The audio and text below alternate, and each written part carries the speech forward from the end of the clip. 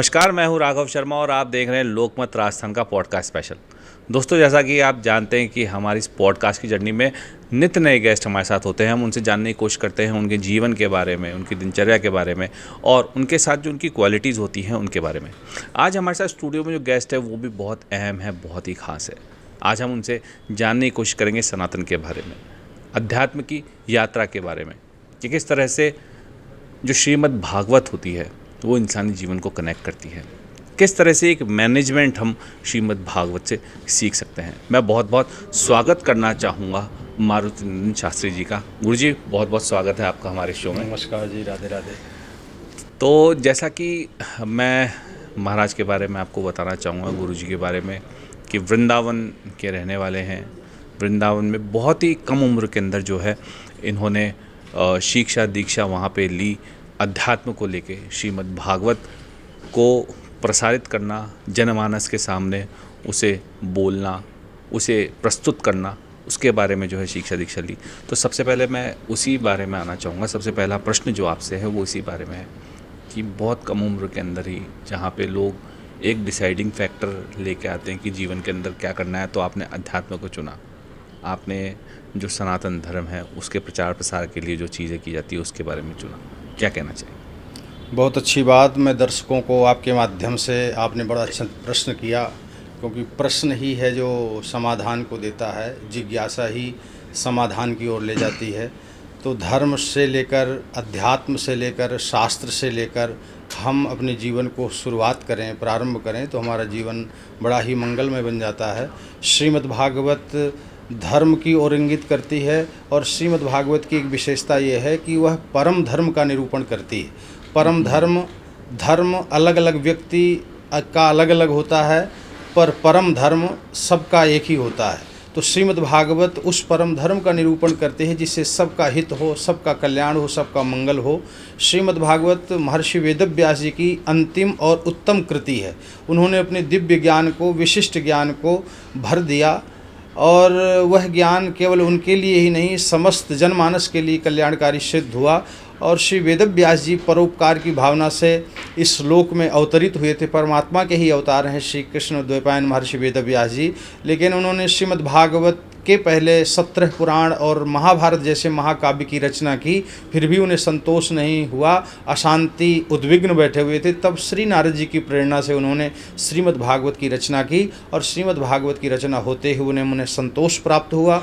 अपने पुत्र सुखदेव जी, जो परम वीतरागी थे, निर्गुण निराकार ब्रह्म की निष्ठा में परिनिष्ठित होकर के गुहा में बैठे हुए थे, भागवत के मंत्रों ने उन्हें जगाया और भागवत के ज्ञान ने उनको इस प्रकार से विचारधारा उनकी बना दी कि वो अब बैठे नहीं, क्योंकि संसार बैठने के लिए नहीं है, संसार चलने के लिए ही है। संसार का स्वरूप ही है संसरति इति संसार है, जो चलता रहे, खिसकता रहे।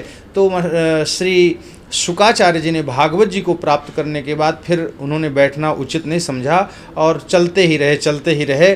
और उस चलते रहने का फल ये हुआ कि एक अधिकारी जिज्ञासु परीक्षित, जिसको शाप लगा था 7 दिनों में मृत्यु का, सर्पदंश के द्वारा मृत्यु होगी, तो वह सब कुछ छोड़ करके गंगा जी के तट पर जाता है और वहाँ पर अपने कल्याण की इच्छा से, अपने जीवन को सुधारने के लिए, अपने परलोक को बनाने के लिए त्याग से परिपूर्ण होकर के बैठ जाते हैं।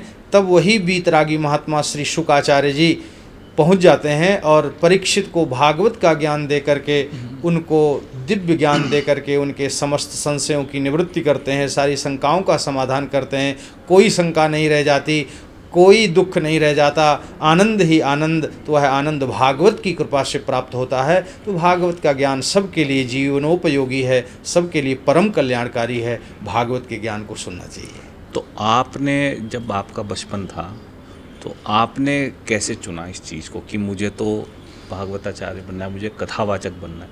क्योंकि बचपन की उम्र ऐसी उम्र होती है जिसमें तो कोई इंजीनियर बनना चाहता है, कोई डॉक्टर बनने के सपने देखता है, कोई प्लेन उड़ाने के सपने देखता है, लेकिन आपने अध्यात्म को फैलाना उचित समझा। आपने उस काम को चुना जिस काम को चुनना मैं समझता हूँ कि बहुत कठिन कार्य होता है।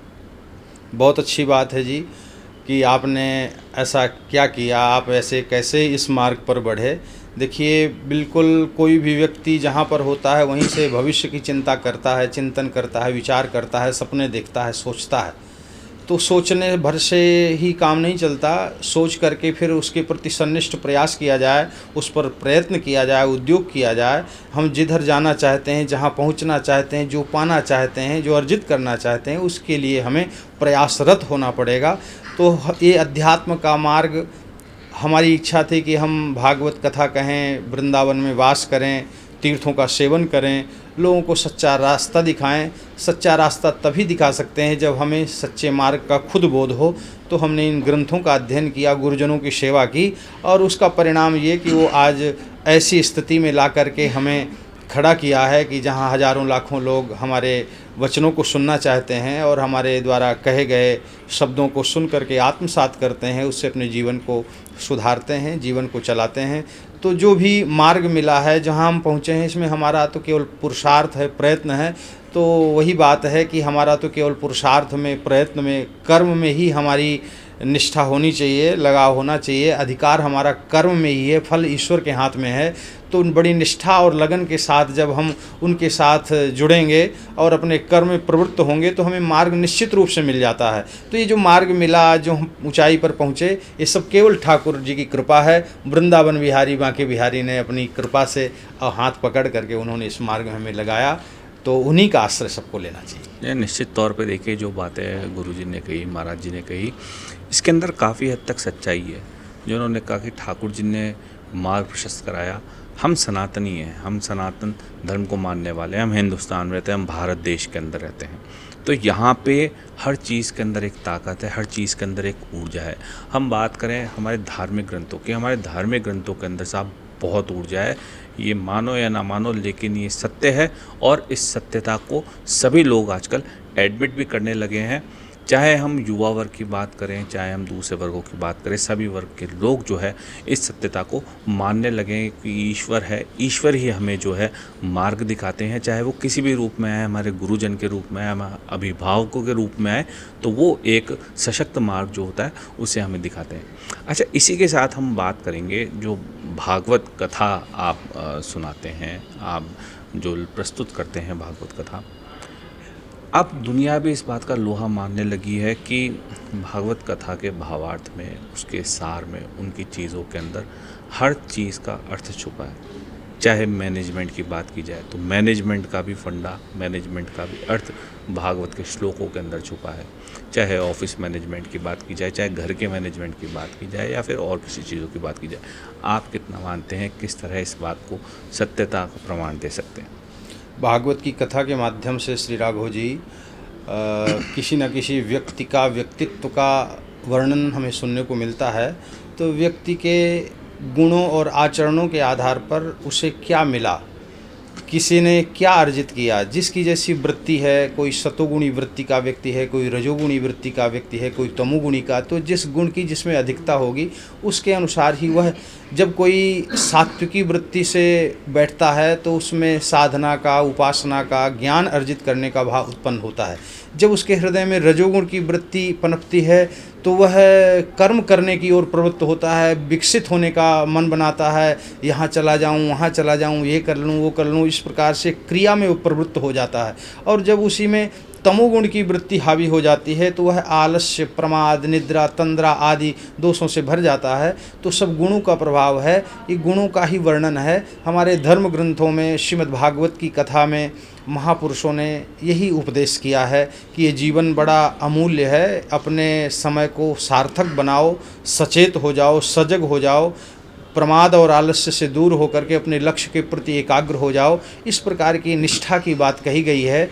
तो बड़ी गुत्थियाँ जो उलझी हुई हैं वो सुलझ जाती हैं। तो शास्त्रों का मर्म जो समझ जाएगा उसका जीवन केवल मरने के बाद ही मोक्ष का ही मार्ग नहीं है, ये जीवन जीने की भी कला सिखाता है।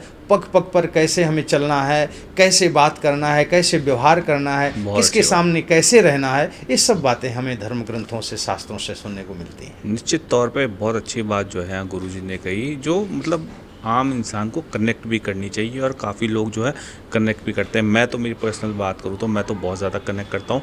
निश्चित तौर पे ज़रूरी नहीं है कि मोक्ष मरने के बाद मिले। आप जीवन दिया है भगवान ने, जीने के लिए दिया है। अब जी कैसे रहे हो, जीवन जीने की कला क्या है, आप कौन सी प्रवृत्ति के अंदर रह के जी रहे हो, आप तामसी प्रवृत्ति के अंदर रह के जी रहे हो, आप दैविक प्रवृत्ति के अंदर रह के जी रहे हो, आपका गोल क्या है, वो सब चीज़ें जो है वो श्रीमद् भागवत और हमारे अन्य जो धार्मिक पुराण हैं जो हज़ारों लाखों साल पहले लिखे गए हैं, वो इस आज के जीवन के अंदर हमारी जीवन जीने की कला हम प्रॉपरली पूरे आराम से पूरी फैमिली के साथ, हमारे समाज बंधुओं के साथ, हमारे राज्यवासियों के साथ, प्रदेशवासियों के साथ, देशवासियों के साथ किस तरह जिए और किस तरह जो चीज़ें बताई गई है उन्हें अपने जीवन के अंदर उतार के और पूरी तरह से खुशहाल जीवन हम जिए, इन कलाओं को, इन बातों को जो है इंगित करता है।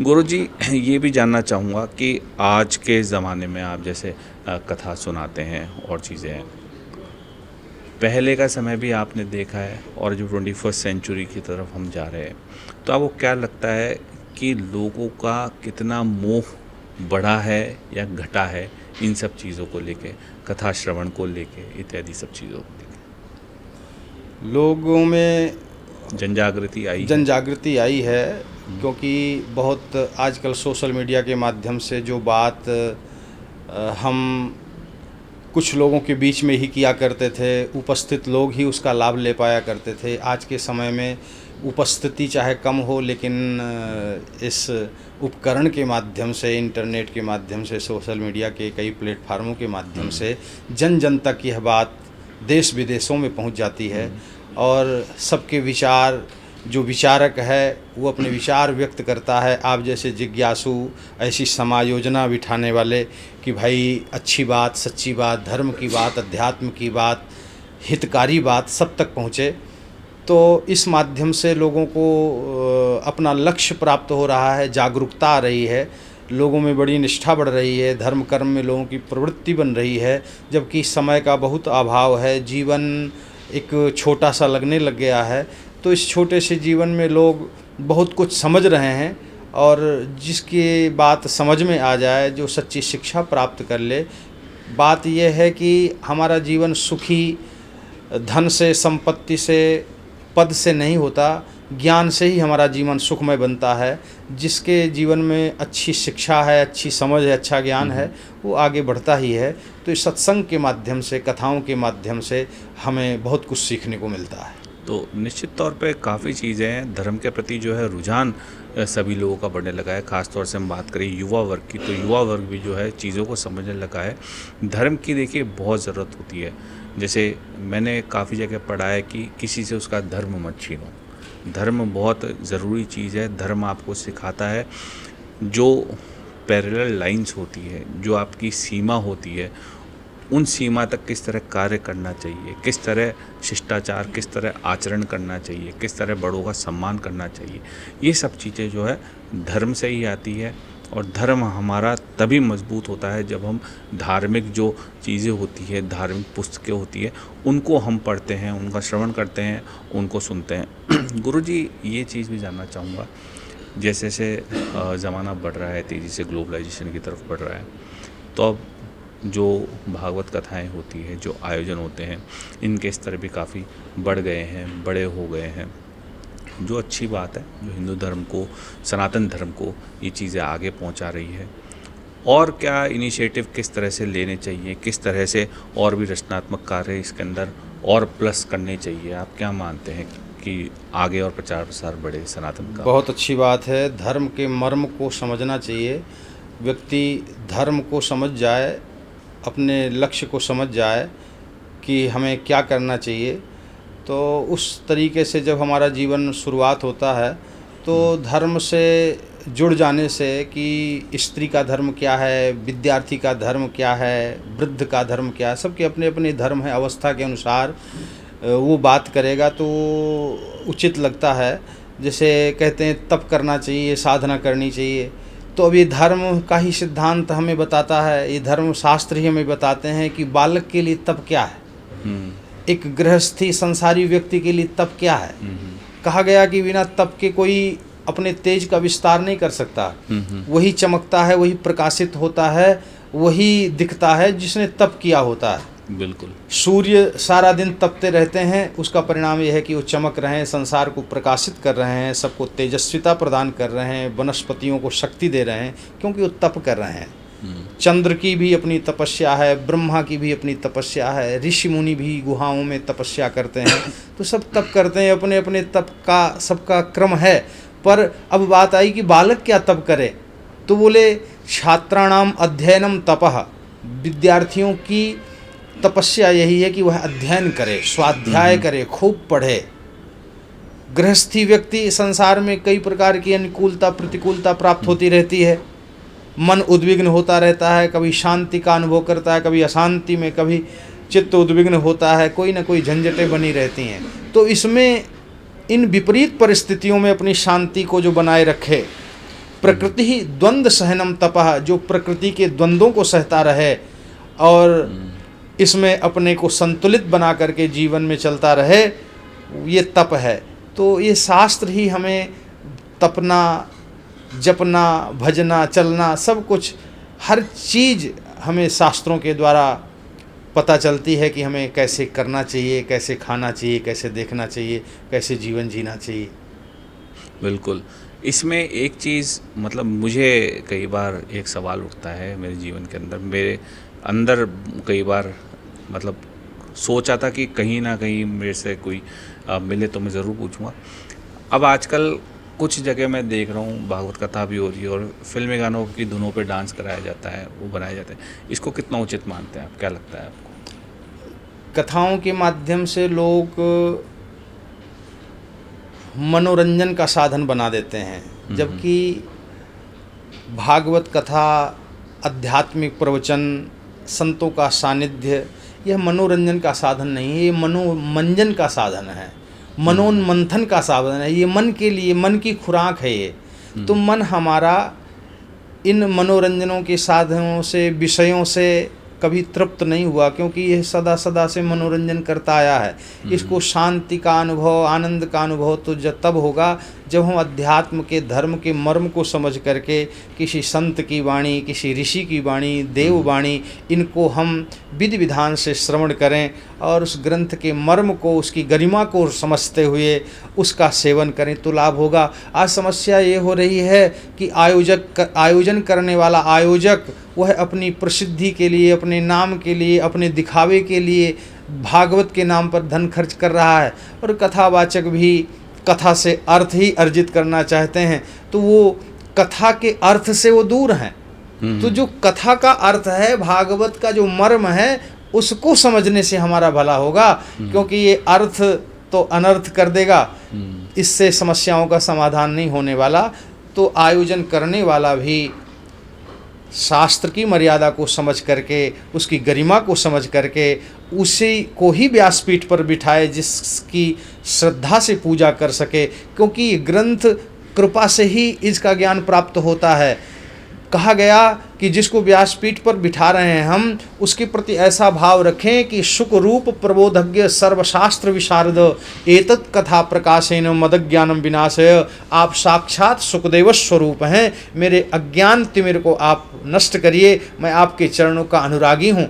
तो जो मनोरंजन की बातें करेगा, जो फिल्मी गानों में नचाएगा, उसके प्रति आप इस जिज्ञासु भाव से श्रद्धावनत होकर के नहीं बैठ सकते। इसलिए ऐसे महापुरुष को उस व्यासपीठ पर बिठाएं जिसकी बात आप श्रद्धा से सुन सकें, मनोरंजन नहीं मनोमंथन हो सके। निश्चित तौर पर बहुत अच्छी बात की, जो वर्ड लेके आए मनोरंजन, मनोमंथन, स्वयं का मंथन होना, स्वयं की बातों को निखार लाना, ये चीज़ें जो है हमें सीखने की होती है। और इस चीज़ को जो है बेसिकली सीखना चाहिए। धर्म जो है लगातार आपको शिष्टाचार, जैसे मैंने पहले भी बताया, आपको जीवन जीने की कला, इन सब बातों के ऊपर वर्किंग रहती है। इन सब बातों से जो है लगातार टच रहना चाहिए, ना कि हम मनोरंजन के रूप में उन चीज़ों को लेना चाहिए।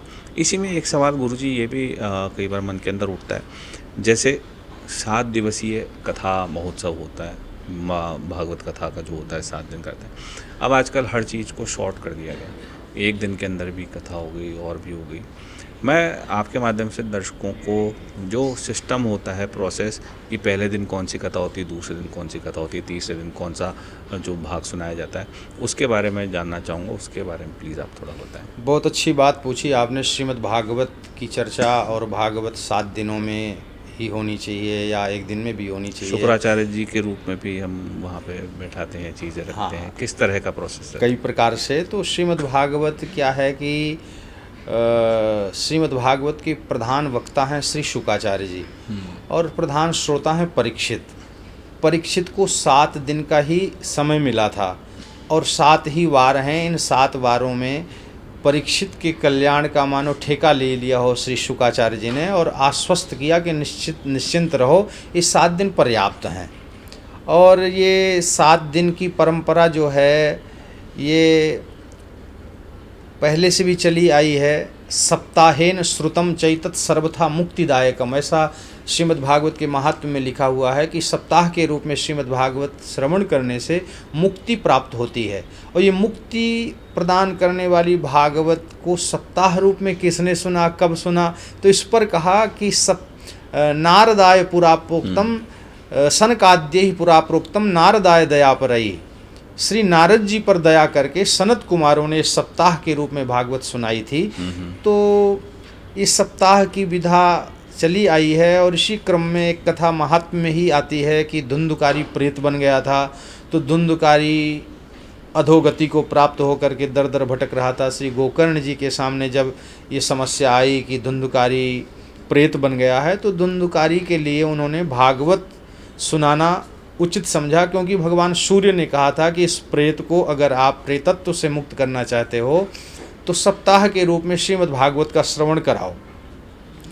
तो एक 7 ग्रंथि वाला बांस था, उस बांस में आकर के धुंधुकारी प्रेत बैठ जाता है और पहले दिन की कथा में ग्रंथ उस बांस की पहली ग्रंथि फट जाती है, दूसरे दिन की कथा में दूसरी ग्रंथि फट जाती है और 7वें दिन की कथा में वो 7वीं ग्रंथि भी 7 ग्रंथि फट जाती हैं। वह प्रेत अधोगति से मुक्त होकर के दिव्य रूप उसे प्राप्त होता है। तो भागवत प्रेत पीड़ा का विनाश करने वाली है और सप्ताह के रूप में श्रवण करने की विधा चली आई है।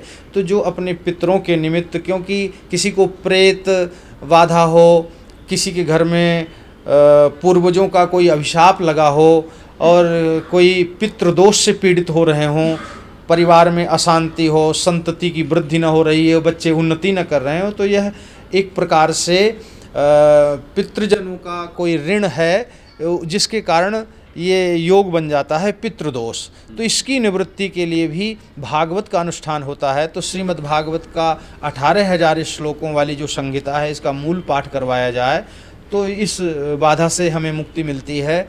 और ज्ञान प्राप्ति के लिए भागवत की कथा श्रवण किया जाए तो यह ज्ञान यज्ञ सब कुछ सिद्ध करने वाला है। अब बात रही कि कई लोग 3 दिन की भी कथा सुन लेते हैं, 1 दिन की भी कथा सुन लेते हैं। तो जो सप्ताह की बात है वो तो भागवत सप्ताह के रूप में 7 दिनों में ही पूरी होगी।